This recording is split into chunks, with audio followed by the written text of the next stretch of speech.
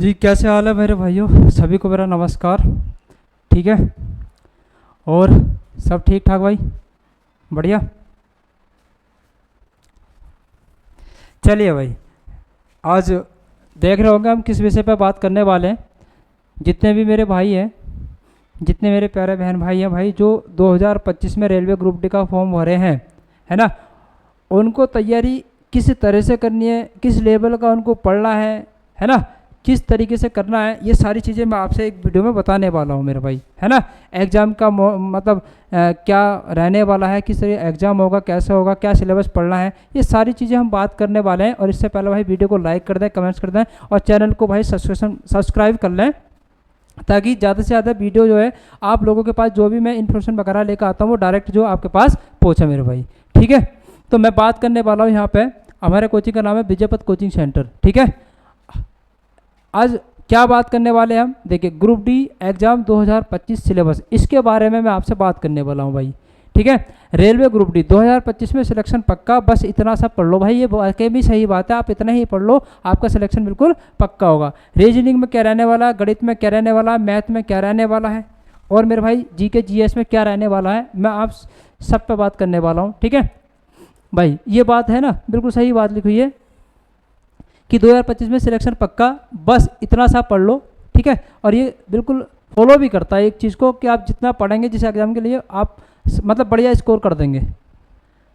चलिए भाई,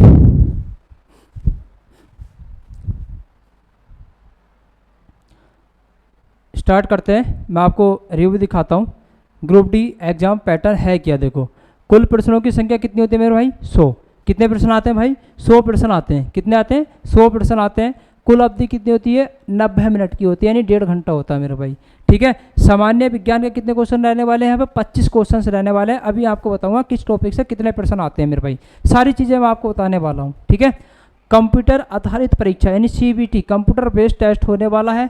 और भाई गणित में कितने क्वेश्चन रहने वाले हैं आपके, गणित में आपके 25 क्वेश्चन रहने वाले हैं। ठीक है, कितने, 25 क्वेश्चन आपके रहने वाले हैं भाई। इसके अलावा तर्क परीक्षण के कितने प्रश्न रहने वाले हैं, 30 प्रश्न 30 अंक मिलेंगे मेरे भाई। ठीक है, वहाँ पर भी 25 प्रश्न 25 अंक होंगे, 25 प्रश्न 25 अंक होंगे, यानी एक क्वेश्चन 1 नंबर का होगा।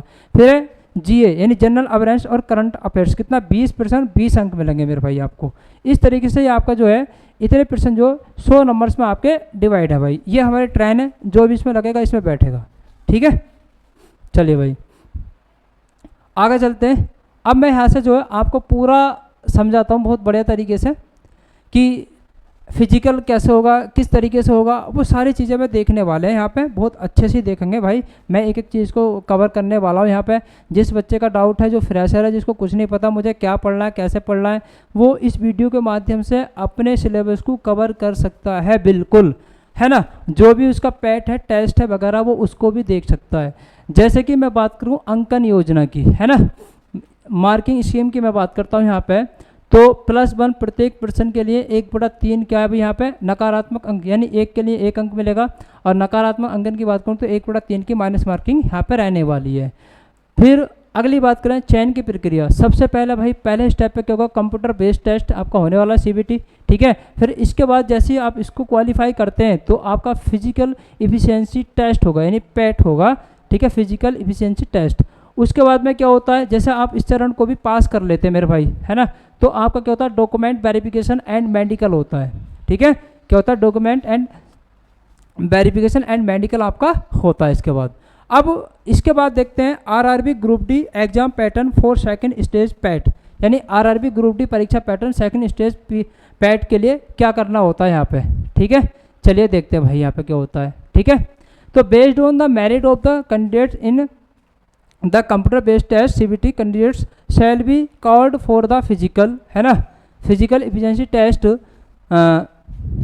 3 times the community wise total vacancy of the postage notified against RRB या RRC. However the railway sports reserve the right to increase decrease, यानी कहने का मतलब ये है भाई, यहाँ पे वैकेंसी को बढ़ाया जा सकता है, घटाया भी जा सकता है। आप हिंदी में भी यहाँ पढ़ सकते हैं कि कंप्यूटर आधारित टेस्ट में उम्मीदवारों की योग्यता के आधार पर उम्मीदवारों को आरआरबी या आरआरसी के खिलाफ अधिसूचित पदों की समुदायवार कुल रिक्तियों के 3 गुना शारीरिक दक्षता परीक्षा के लिए बुलाया जाएगा, यानी जितनी भी वैकेंसी होगी उसका 3 गुना यानी 3 टाइम्स बच्चों को बुलाया जाएगा। ठीक है भाई। फिर हालांकि रेलवे बोर्ड सभी अधिसूचित पदों के लिए पर्याप्त उचित संख्या में उम्मीदवारों की उपलब्धता सुनिश्चित करने के लिए आवश्यकता अनुसार इस अनुपात को बढ़ाने या घटाने का अधिकार सुरक्षित रखता है अपने पास। ठीक है, ये कुछ भी कर सकता है भाई, हम उसमें कुछ भी नहीं कर सकते। फिर शारीरिक दक्षता परीक्षा पास करना अनिवार्य है, यानी जो पैट है, जो सामान वामान लेकर भागते हैं दौड़ते हैं, वो पास करना बहुत ज़रूरी है। और यह क्वालिफाइंग प्रकृति की होगी, यानी इसमें कोई आपको मार्क्स वगैरह नहीं मिलेंगे, केवल आपको पास करना है। ठीक है मेरे भाई। आगे पैट के लिए मानदंड इस प्रकार है, जैसे कि एक बार में है ना, जो पैट होगा, जो फिजिकल एफिशिएंसी टेस्ट होगा, उसके लिए आपको क्या करना है, देखिए मेरे भाई, एक बार में 2 मिनट में 100 मीटर की दूरी तक 35 किलोग्राम वजन उठाने और ले जाने में सक्षम होना चाहिए। यानी कि आपने वजन उठाया, इसलिए कंधे पर रखा, कैसे भी लेके जाओ, कंधे पे, कमर पे, जैसे भी है ऐसे लेकर जाओ, वह जाए खली बन के लेकर जाओ, आपको वो पास करना है। ठीक है, आपको जो कितना चलना है, 100 मीटर चलना है 2 मिनट में भाई, बहुत आराम से चले आएंगे, है ना।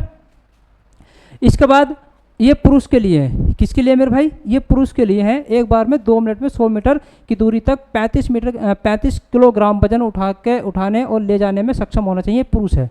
अब महिला क्या होगा, देखो है ना, एक बार में 2 मिनट में 100 मीटर की दूरी तक 20 किलोग्राम वजन उठाने और ले जाने में सक्षम होनी चाहिए, यानी लड़की जो फीमेल्स हैं उनको 20 और लड़कों को 35, यानी भाई पूरा 10 का अंतर है। इसके बाद जब आप इस चरण को पास कर लेते हैं, तो इसके बाद मेरे भाई क्या, देखो एक बार में 4 मिनट और 15 सेकंड में कितना, यानी 4 मिनट 15 सेकंड में 1000 मीटर की दूरी तक दौड़ने में सक्षम होना चाहिए, यानी 1 किलोमीटर हो गया भाई। ठीक है, और महिला जो है 5 मिनट 40 सेकंड में इतना दौड़ेगी। ठीक है, उनका टाइम ये है, ये लड़कों का हो गया, ये लड़कियों का हो गया। तो यह पूरा क्लियर है मेरे भाई, बोलो, है ना, कि परीक्षा हो गई, पैट हो गया, सारे काम हो गए। अब मैं यहाँ जो बात करने वाला हूँ, अब मैं मैथ, साइंस, जीके, रीजनिंग, इनके भाई एक एक चैप्टर की मैं आपसे बात करने वाला हूँ, किस चैप्टर से कितना आएगा, कैसा लेवल रहता है, ये आप देखने वाले हैं। अभी का जो एग्ज़ाम हुआ उसके आधार पर मैं आपको बता रहा हूँ। ठीक है, उसका डाटा निकालने के बाद देखिए भाई, सबसे पहला आता है आपका एसआई और सीआई, यानी सिंपल इंटरेस्ट और कंपाउंड इंटरेस्ट, यानी कि साधारण ब्याज और चक्रवृद्धि ब्याज। यहाँ से 1% मिलेगा, और कैसा मिलेगा भाई, मॉडरेट मिलेगा, यानी कि मध्यम मिलेगा। ठीक है, मध्यम को समझते हैं, ना तो हार्ड ना तो इजी। फिर उसके बाद में बताया पाइप्स एंड स्ट्रीम, 1% मिलेगा, इजी टू मॉडरेट मिलेगा मेरे भाई, कैसा मिलेगा, आसान मिलेगा और मध्यम मिलेगा। इसके बाद में प्रॉफिट लॉस से भाई 2 क्वेश्चन मिलेंगे, इजी मॉडरेट मिलेंगे और कैसे मिलेंगे, आसान और मध्यम मिलेंगे। फिर आता है सिंप्लीफिकेशन, इससे 2 क्वेश्चन मिलने वाले हैं आपको, और कैसे मिलेंगे, इजी मिलेंगे, बहुत ही आसान। ठीक है, इसके बाद में आता है टाइम एंड वर्क, क्या आता है, टाइम एंड वर्क आता है, 2 प्रश्न आपको मिलेंगे, इजी मिलेंगे मेरे भाई। फिर आता है नंबर सिस्टम, 2 से 3% इसके मिलने वाले, इजी टू मॉडरेट मिलेंगे। ठीक है, इजी टू मॉडरेट मिलेंगे। इसके बाद में देख सकते हैं आप यहाँ पर टाइम, स्पीड एंड डिस्टेंस के 3% मिलेंगे भाई, इजी मिलेंगे, समय, गति और दूरी जिसको हम बोलते हैं, कैसे मिलेंगे भाई, इजी मिलेंगे। फिर है जियोमेट्री का 1% आता है भाई, इजी, समझने की बात होती है। कुछ बच्चों को क्या होता है, अर्थमेटिक से डर लगता है और कुछ को बहुत मज़ा आता है पढ़ने में, लेकिन कायदे में बात यह है कि जो एडवांस मैथ है ना, वो अर्थमेटिक से कई गुना हल्का है, यदि बच्चे की रुचि हो पढ़ने में तब, है ना। उसको फॉर्मूले वगैरह, डायग्राम्स वगैरह, ये वगैरह सब अच्छे से आते हो ना, तो बहुत ही कम समय में अर्थमेटिक के क्वेश्चन से पहले जियोमेट्री बना दोगे आप, अगर आपको सारे मतलब कॉन्सेप्ट आपको पता है, सारी चीज़ें आपको पता तो। फिर आता है इसमें एवरेज आता है, औसत, 1% मिलेगा, इजी मिलेगा मेरे भाई। टिग्नोमेट्री आती है, 2 क्वेश्चन मिलेंगे, इजी टू मॉडरेट मिलेंगे, त्रिकोणमिति के। ठीक है मेरे भाई। उसके बाद में परसेंटेज से 102% मिलेंगे, इजी टू मॉडरेट मिलेंगे, है ना, आसान भी मिलेगा और मध्यम। अब इसके बाद में ये मैथ का सिलेबस है। अब इसमें मेंसुरेशन मिलेगा, 3 से 4% मेंसुरेशन आते हैं, मॉडरेट आते हैं मेरे भाई। ठीक है, मध्यम आते हैं, ज़्यादा हार्ड नहीं आते। ठीक है, उसके बाद में क्या आता है, उसके बाद में आता भाई रेशियो, क्या आता है हमारे पास, रेशियो आता है। ठीक है, रेशियो में 3 से 4% आपको मिलने वाले हैं मेरे भाई। देखो क्वांटिटी सेम है दोनों की, है ना, क्वांटिटी, मेंसुरेशन और रेशियो टक्कर पे है, इन्हें मिला के सारे हो गए 25 क्वेश्चन। कितने हो गए, 25। ठीक है, इसका मतलब पेपर कैसा रहेगा आपका, मॉडरेट रहेगा। ठीक है, कैसा रहेगा, मॉडरेट। अब मैं बात करता हूँ सामान्य विज्ञान की, किसकी बात करते हैं भाई, सामान्य विज्ञान की बात करते हैं, फिजिक्स से 8 क्वेश्चन आएंगे, मॉडरेट आते हैं। केमिस्ट्री से 10 इजी आएंगे, बायोलॉजी से 7 इजी आएंगे। पेपर रहेगा आपका इजी टू मॉडरेट रहेगा, ठीक है। तो देख सकते हैं आप सबसे ज़्यादा जो एवरेज है वो किसका, केमिस्ट्री का और बायोलॉजी का और फिजिक्स का, तीनों का इक्वल ही है ना। ये साइंस की बात हो गई है ना, किसकी बात हो गई मेरे भाई, ये साइंस की आपकी बात हो गई, ठीक है। साइंस के बाद अब मैं देखता हूँ रीजनिंग, है ना। रीजनिंग की हम बात करते हैं इधर, तो रीजनिंग में आपको पढ़ना क्या है, देखो रीजनिंग में सबसे पहला आता है हमारा सिलोजिज्म। क्या आता है, सिलोजिज्म, जिसको बोलते हैं न्याय निगमन, है ना। क्या बोलते हैं, न्याय निगमन हम जिसको बोलते हैं। यहाँ से कितने % मिलने वाले हैं भाई, 2 मिलने वाले हैं। कितने, 2% मिलने वाले हैं, ठीक है। फिर इसके बाद जो है, इसके बाद आता है हमारा वैन आरेख, जिसको बोलते हैं वैन डायग्राम। क्या बोलते हैं, जिसको वैन डायग्राम बोलते हैं। यहाँ से 2% वाले हैं और इजी मिलेंगे आपको, क्या मिलेंगे, इजी। इसके बाद में क्या आता है, मैथमेटिकल कैलकुलेशन आती है मेरे भाई, है ना। 1% मिलेगा, इजी टू मॉडरेट मिलेगा, ठीक है, इजी टू मॉडरेट मिलेगा। फिर मिलता है मिरर इमेज, है ना, इजी % आएंगे, 2 क्वेश्चन मिलते हैं यहाँ से, देखना दर्पण छवि इसको बोलते हैं। फिर आता है ओड 1 आउट, है ना, ओड 1 आउट, जिसको बोलते हैं विषम की गणना करना। इनमें से कौन सा विषम पद है, कौन सी विषम संख्या, कौन सी सम संख्या, इस टाइप के 2% मिलेंगे, इजी मिलेगा मेरे भाई। फिर आता है एनालॉजी, क्या बोलते हैं, एनालॉजी बोलते हैं सादृश्यता, ठीक है, ये भी इसी टाइप का होता है, 2% मिलेंगे, इजी मिलेंगे। फिर आता है सीरीज, क्या आता है, सीरीज, जिसको बोलते हैं हम श्रृंखला, कि A, B, C, बताइए अगला क्या मिलेगा, इस टाइप का, ठीक है। फिर डायरेक्शन मिलेगा, डायरेक्शन से 2% आएंगे, इजी टू मॉडरेट आएंगे, जिसको दिशा बोलते हैं, है ना। फिर स्टेटमेंट एंड कंक्लूजन होते हैं, 2 इजी टू मॉडरेट आएंगे, जिसको बोलते हैं कथन और निष्कर्ष। बोलेगा चूहे, सारे चूहे बिल्ली है, सारी बिल्ली ये हैं, तो बताइए, इस टाइप से। फिर बोलेगा सिटिंग अरेंजमेंट, यानी कि बैठाना जो होता है, एक क्वेश्चन आएगा इजी टू मॉडरेट आएगा, जिसको बोलते हैं बैठक की व्यवस्था, जिसको बोलते हैं हम, ठीक है। फिर आता है फिगर कॉम्प्लीशन, है ना, ये आता है, एक क्वेश्चन मिलेगा, जिसको बोलते हैं आकृति पूर्णता। इस तरह से डायग्राम दे देगा, बोलेगा बताइए इस भाग में कौन सा आएगा, देखिए, है ना, घूमने की अनुमति नहीं है, इस टाइप से बोलता है।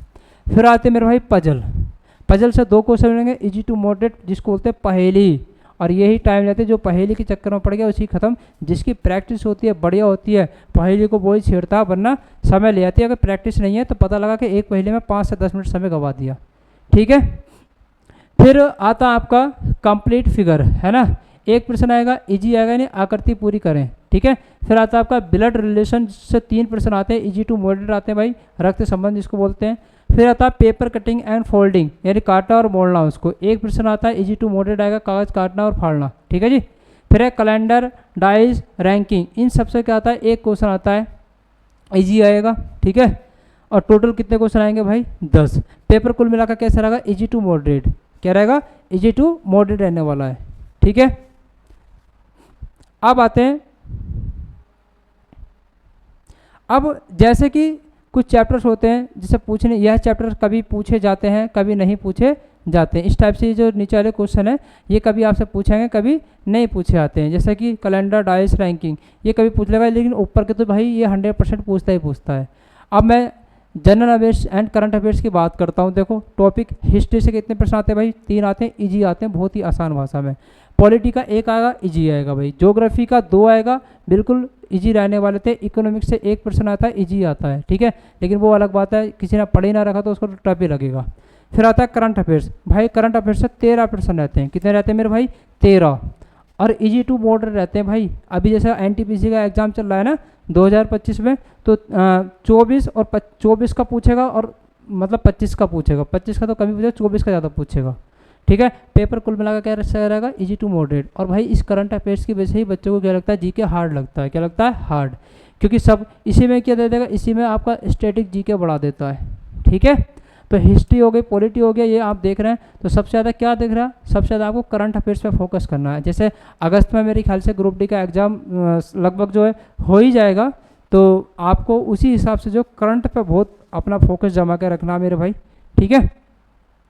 बाकी एग्ज़ाम में जब आप एग्ज़ाम में बैठते हैं तो एग्ज़ाम को करने का सबसे अच्छा तरीका क्या है, जो आपको फर्स्ट टाइम है, एक ही बार में पूरा पेपर मतलब हो रहा है, जैसे आप चलते जा रहे हैं, आपको सबसे पहले जो प्रश्न बहुत अच्छे से आता है उसका उत्तर दें कम समय में, जल्दी फटाफट।